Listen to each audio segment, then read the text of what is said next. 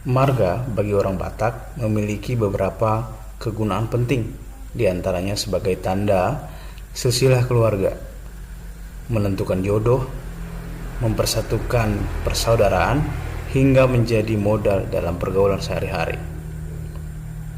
Dengan adanya marga Batak, maka seseorang dapat mengetahui dari mana ia berasal dan dalam garis keturunan keluarga siapa. Selanjutnya, menentukan dalam hubungan kekerabatan kepada seseorang yang baru diketahui, biasanya dengan cara martarombo. Dalam tradisi orang Batak sampai saat ini, marga itu sering menjadi pertimbangan dalam memilih jodoh. Kenapa ini sangat penting untuk dilakukan? Karena orang Batak itu dilarang untuk menikah dengan yang sama-sama satu marga. Karena itu sangat bertentangan dengan adat istiadat dan itu adalah perbuatan terlarang.